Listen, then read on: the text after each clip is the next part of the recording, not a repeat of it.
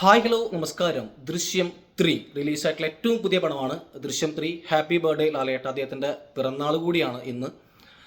ഈ സിനിമ ഇറങ്ങുന്നതിന് മുമ്പായിട്ട് ജിത്തു ജോസഫ് ഇൻ്റർവ്യൂസിലൊക്കെ പറഞ്ഞിട്ടുണ്ട്, ഈ സിനിമ നിങ്ങൾ ഒരുപാട് ദൃശ്യം സീരീസിൽ 1ഉം 2ഉം പോലെ ഒരുപാടൊന്നും പ്രതീക്ഷിച്ച് വരേണ്ട ആവശ്യമില്ല, ഒരു ചെറിയൊരു ഫാമിലി ഇമോഷണൽ ഡ്രാമയാണെന്നൊക്കെ പറഞ്ഞിട്ടുണ്ട്. അദ്ദേഹം പറഞ്ഞതിനോട് 100% നീതി പുലർത്തിയിട്ടുള്ള സിനിമയാണ് ദൃശ്യം 3. പക്ഷേ എങ്കിലും ജിത്തു ജോസഫ് ആണെങ്കിൽ പ്രേക്ഷകരുടെ ഒരു ആഹ്ലാദം ഉണ്ടാവുമല്ലോ, ഒരു ആകാംക്ഷ ഉണ്ടാവും. അദ്ദേഹം എങ്ങനെയാണ് ഇത് പണി വെച്ചിരിക്കുന്നത്, എന്തെങ്കിലും ഒരു തീപ്പൊരി ഉണ്ടാവുമെന്നും അത് കാണാനായിട്ടുള്ള ആഗ്രഹം കൊണ്ടാണ് പല ആളുകളും ഈ സിനിമ നേരത്തെ എണീച്ച് ഫാൻ ഷോ എല്ലാം കണ്ടു വന്നിട്ടിരിക്കുന്നത്. ലാലേട്ടൻ ആരാധകർ മാത്രമല്ല, ഇതൊരു മലയാളത്തിൻ്റെ ഒരു സീരീസ് അല്ലേ, ഇന്ത്യ മുഴുവൻ ചർച്ച ചെയ്തിട്ടുള്ള ഒരു സീരീസ് ആണ്. ഒരുപാട് ഭാഷകളിലേക്കൊക്കെ ഇത് റീമേക്ക് ചെയ്തിട്ട് പോയിട്ടുള്ളൊരു പടമാണ്. ആ സിനിമയിലോട്ട് വരുമ്പോൾ ഇത് ഒരു ജോർജ് കുട്ടി, അതുപോലെ തന്നെ മീനയുടെ ക്യാരക്ടർ, അതുപോലെ തന്നെ നമ്മുടെ എസ്തർ, അൻസിബ, ഒരു വളരെ കൊച്ചു കുടുംബം. ജോർജ് കുട്ടി പറഞ്ഞ പോലെ വളരെ കൊച്ചു കുടുംബമാണ്.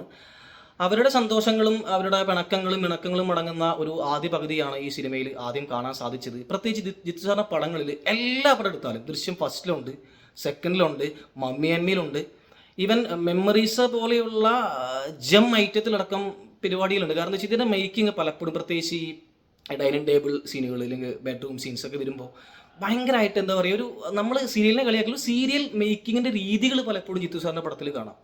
അത് അദ്ദേഹം മനഃപൂർവ്വം തന്നെ ചെയ്യുന്നതാണെന്നാണ് എനിക്ക് പേഴ്സണലി ഫീൽ ചെയ്തിട്ടുള്ളത്. അത് കുറ്റം പറയല്ല, സീരിയലിനും കുറ്റം പറയില്ല കേട്ടോ.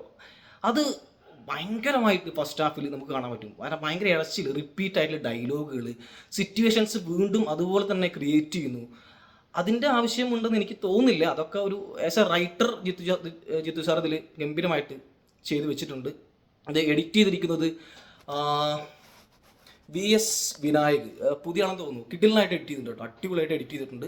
മ്യൂസിക് ചെയ്തിരിക്കുന്നത് അനിലാണ്, അനിൽ ജോൺസൺ. നല്ല അടിപൊളിയായിട്ട് തന്നെ മ്യൂസിക്കും ചെയ്തിട്ടുണ്ട്. കാരണം വെറുതെ ഒരുപാട് മ്യൂസിക് അല്ലെങ്കിൽ ദൃശ്യത്തിൻ്റെ പരിപാടി അറിയാമല്ലോ, വേണ്ട രീതിക്കൊക്കെ പുള്ളിക്കാരനായിട്ട് തന്നെ ചെയ്ത് വെച്ചിട്ടുണ്ട്. ആശീർവാദ് സിനിമാസ് ഇത് പ്രൊഡക്ഷൻ, അവരുടെ തന്നെ എനിക്ക് തോന്നുന്നു മീന ലാലേട്ടൻ തമ്മിൽ ഒന്നിക്കുന്ന ഏറ്റവും കൂടുതൽ ലാലേട്ടനും മീനയാണ് ഒന്നിച്ചിട്ടുള്ള ആശീർവാദിൻ്റെ പടം കൂടുതലും തോന്നുന്നു. കാരണം അവർ തമ്മിലുള്ള കോംബോ ഒക്കെ നന്നായിട്ട് വർക്കൗട്ട് ആയിട്ടുണ്ട്. ജോർജ് കുട്ടി കുറച്ചുകൂടി ലക്ഷറിയാണ്, കുറച്ചുകൂടി പ്രീമിയമാണ്. അദ്ദേഹം ഒരു സിനിമ പ്രൊഡ്യൂസ് ചെയ്തു. ആ സിനിമ ബ്ലോക്ക് ബസ്റ്റർ അടിച്ചിട്ടുണ്ട്. ആ സിനിമയുടെ പേര് ദൃശ്യം എന്നാണ്. അപ്പോൾ അങ്ങനെയുള്ള പരിപാടികളൊക്കെ ഒരു സാധാരണ ഒരു ഫസ്റ്റ് ഹാഫ്. പക്ഷെ എവിടെയൊക്കെയോ ജോർജ് കുട്ടിക്ക് താളപ്പിഴകൾ സംഭവിക്കുന്നു എന്ന് അദ്ദേഹത്തിന് മനസ്സിലാവുകയാണ്.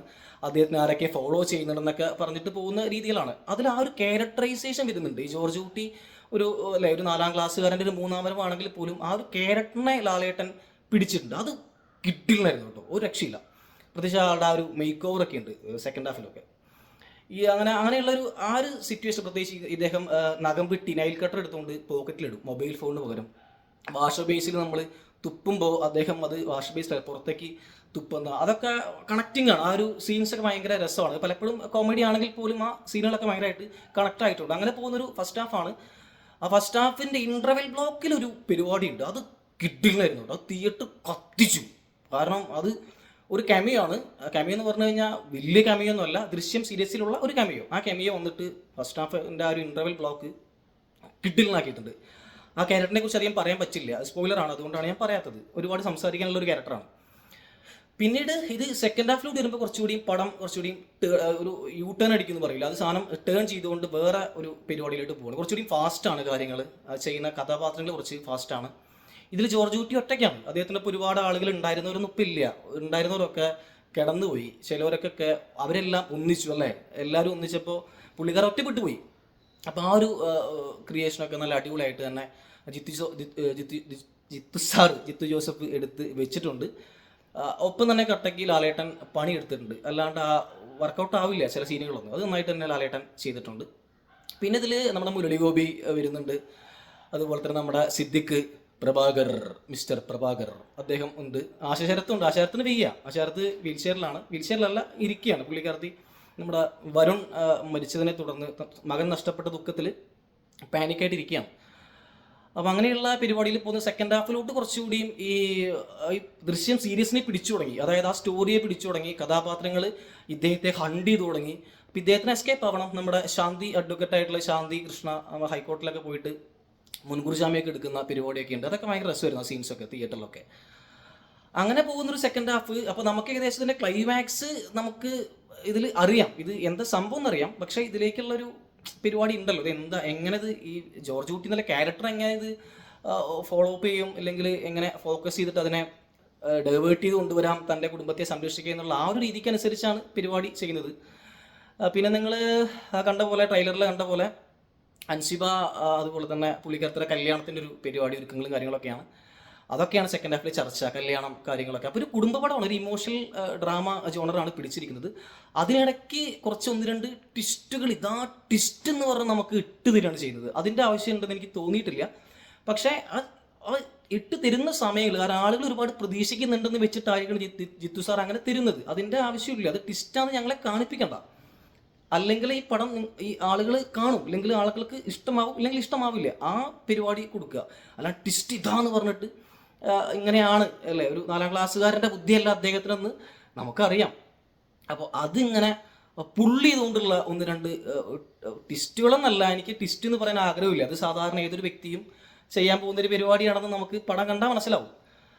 അല്ലാണ്ട് പിന്നെ നമുക്ക് ദൃശ്യം ഫസ്റ്റ് പാർട്ടിലും സെക്കൻഡ് പാർട്ടിലൊക്കെ നമുക്ക് റിപ്പീറ്റേഷൻ ആയിട്ടുള്ള ഒരുപാട് പരിപാടികളുണ്ട്. ഇപ്പോൾ ദൃശ്യം 1 ക്ലൈമാക്സ് ആയാലും അതിൻ്റെ പല ഇൻ്റർവെല്ലായാലും സെക്കൻഡ് പാർട്ടിലൊക്കെ ഇൻ്റർവെൽ ക്ലോക്കൊക്കെ കിഡിലൻ. ആ ഒരു സാധനമൊക്കെ നമ്മൾ ഇപ്പോഴും യൂട്യൂബിലൊക്കെ നമ്മൾ പല ഓൺലൈൻ മീഡിയയിൽ നമ്മളിങ്ങനെ വാച്ച് ചെയ്യും. പക്ഷെ അങ്ങനെയുള്ള ഓർത്ത് വെക്കാൻ പറ്റുന്ന ട്വിസ്റ്റുകളൊന്നും ഈ സിനിമയിലില്ല. ടോട്ടലി ഒരു ഫാമിലി, ജോർജ് കുട്ടി അദ്ദേഹത്തിൻ്റെ കുടുംബം അവർ അഭിമുഖീകരിച്ച ഒരു പ്രശ്നം, അതിനൊരു ഒരു ഒരു കൺക്ലൂഷൻ ആക്കാൻ വേണ്ടിയിട്ട് ശ്രമിക്കുന്ന സിവിൽ ഓഫീസേഴ്സ്, ഇതുപോലെയുള്ള ഈ സിദ്ദിഖിൻ്റെ ക്യാരക്ടർ, മുരളിഗോപിയുടെ ക്യാരക്ടറൊക്കെ, പിന്നെ പല ആളുകളും, അത് ഞാൻ അധികം പറയുന്നില്ല. അപ്പോൾ അതിനൊക്കെ ഇദ്ദേഹം തരണം ചെയ്തുകൊണ്ടുള്ളൊരു പരിപാടിയാണ്. ആക്ച്വൽ ടോട്ടലി ഞാൻ ഇതിൻ്റെ കഥ നിങ്ങൾക്ക് അറിയാവുന്നത് പറയുന്നില്ല. ഇതിൻ്റെ മേക്കിംഗ് കിഡിലായിരുന്നു ജിത്തു ജോസഫിൻ്റെ, അത് യാതൊരു തർക്കമില്ല. സ്ക്രിപ്റ്റും അടിപൊളിയാണ്. ഫസ്റ്റ് ഹാഫിലാണ് കുറച്ച് ഒരു പാളിച്ച് വന്നിട്ടുള്ളത്, സെക്കൻഡ് ഹാഫിൽ മാറ്റിയെടുത്തിട്ടുണ്ട്. എങ്കിലും ഇത് ഞാൻ ഇപ്പോഴും പറയുന്ന ഈ വീഡിയോ കാണുമ്പോൾ നിങ്ങൾ പറഞ്ഞ പോലെ ഇത് ഒരിക്കലും നിങ്ങൾ ഒട്ടും പ്രതീക്ഷിച്ച് പോകരുത്. അങ്ങനെ ഒരു നോർമൽ ഓഡിയൻസിന് ഏറ്റെടുക്കാൻ പറ്റിയിട്ടുണ്ടെങ്കിൽ ഈ സിനിമ ഗംഭീരമായിട്ടുള്ള വിജയമാവും. ഇല്ലെങ്കിൽ ഒരുപാട് പ്രതീക്ഷിച്ച് പോകുന്ന ആളുകളാണെങ്കിൽ ചിലപ്പോൾ പണി പാളാൻ ചാൻസ് കൂടുതലാണ്. ഏശോൾ ലാലേട്ടൻ്റെ പെർഫോമൻസ് ഒരു രക്ഷയില്ല, കിഡിലാണ്. പ്രത്യേകിച്ച് ക്ലൈമാക്സിൽ പുള്ളിക്കാരൻ്റെ ഒരു ഭാവമാറ്റമൊക്കെ ഉണ്ട്. ഈ ജോർജ് കുട്ടിന്ന് അറിയാലോ, ഒരു പാവം മനുഷ്യനാണ്, എല്ലാവർക്കും ഉപകാരം ചെയ്യുന്ന ഒരു ക്ലാസിക്കൽ ക്രിമിനൽ. ആ ക്രിമിനലിൻ്റെ ഒരു ബുദ്ധി ഒക്കെ ടേൺ ചെയ്യുന്നുള്ളൊരു പരിപാടി. അതിനെ ട്വിസ്റ്റ് എന്ന് പറയാൻ എനിക്ക് ആഗ്രഹമില്ല, താല്പര്യമില്ല. ആ ഒരു ക്യാരക്ടറൈസേഷൻ ലാലേട്ടൻ നല്ല കിഡിലാണ് ചെയ്തിട്ടുണ്ട്. സോ ടോട്ടലി ജസ്റ്റ് ഒന്ന് കണ്ട് ഒരു വട്ടം എനിക്ക് ഈ പടം കാണാം. Thank you.